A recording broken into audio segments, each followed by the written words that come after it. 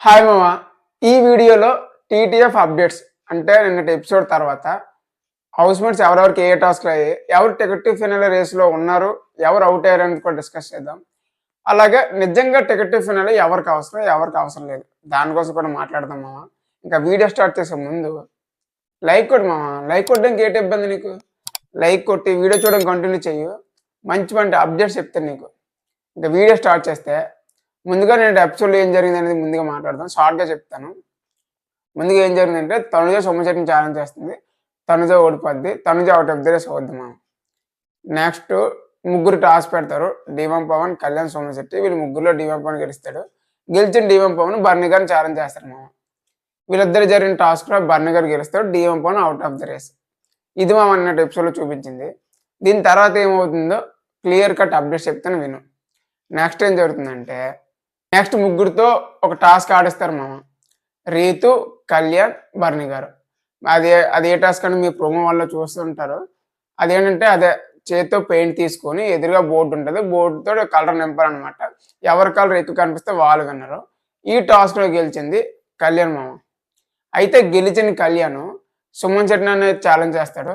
సుమన్ శెట్టికి కళ్యాణ్ కూడా టాస్క్ అవుతుంది. అది ఏ టాస్క్ అంటే మీరు ప్రోమో వన్‌లోనే చూసుంటారు. ఆ టాస్క్ కూడా బాక్స్‌ని బ్రేక్ చేసి తెలిసిన డంప్ ఉంటది కదా! ఆ డంప్‌ని తీసుకొచ్చి కాటాలో వేసి తూకం వేయాలి. ఎవరు ఎక్కువ బరువు ఉంటే వాళ్ళు విన్నర్ అనమాట.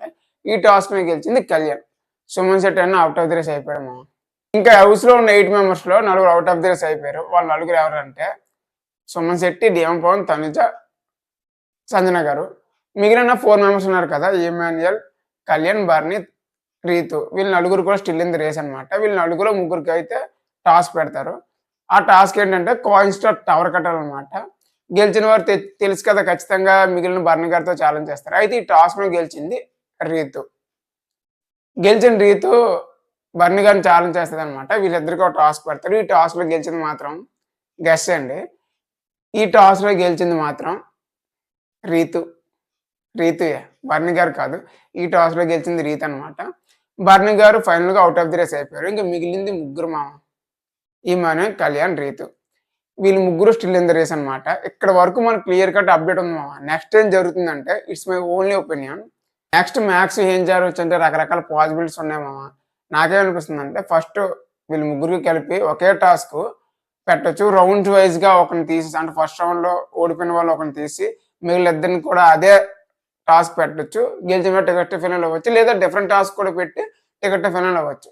లేదా అంటే ఇంతకు ముందు వరకు జరిగిన ప్రాసెస్ లాగే వీళ్ళు ముగ్గురికి నార్మల్‌గా ఒక టాస్క్ పెట్టి గెలిచిన వాడిని సైడ్‌కి తీసి రిమైనింగ్ ఇద్దరికి ఒక టాస్క్ పిలిచి ఫస్ట్ గెలిచిన వారికి వీళ్ళిద్దరికి కూడా ఒక టాస్క్ పెట్టి విన్నర్ డిక్లేర్ చేయొచ్చు. లేదా అనుకుంటే ఎవరైతే ఔట్ ఆఫ్ ది రేస్ ఉన్నారో ఈ 5 మెంబర్స్‌కి కూడా టాస్క్ పెట్టి వాళ్ళని కూడా కొత్తగా గేమ్‌లోకి తీసుకొచ్చే అవకాశం ఉంది మామ. ఏమైనా అవ్వచ్చు. రకరకాల పాసిబిలిటీస్ ఉన్నాయి. అయితే వీళ్ళు ముగ్గురులో ఎవరు టికెట్ టు ఫినాలే గెలిచే అవకాశం ఉందో మీకెవరనిపిస్తున్నాయో కింద కామెంట్ సెక్షన్‌లో కామెంట్ చేయండి.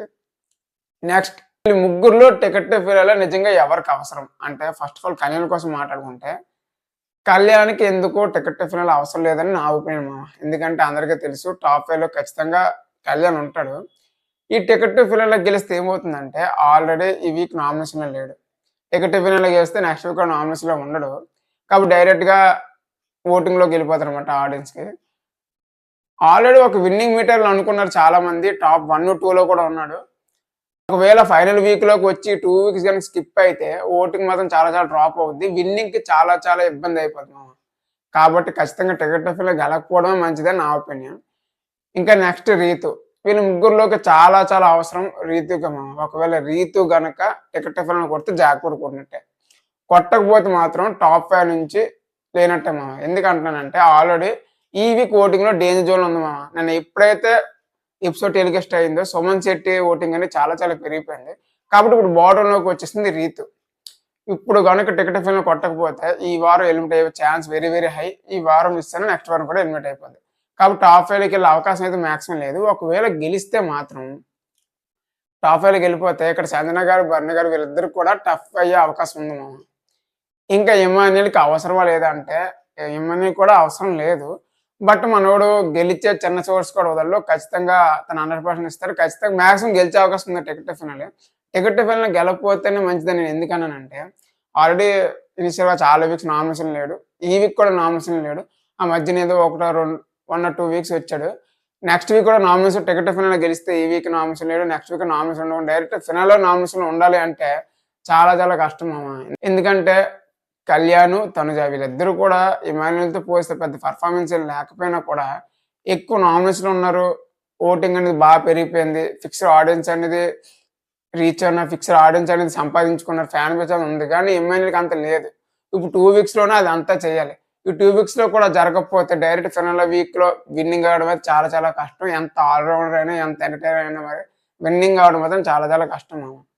దీనిపైన మీ ఒపీనియన్ ఏంటో కామెంట్ చేయండి. ఈ వీడియోకి ఎంత మామ. ఇటువంటి Bigg Boss season 9 quick updates కావాలంటే సబ్స్క్రైబ్ టు మై ఛానల్. ఇంకా ఉంటాను. బాయ్.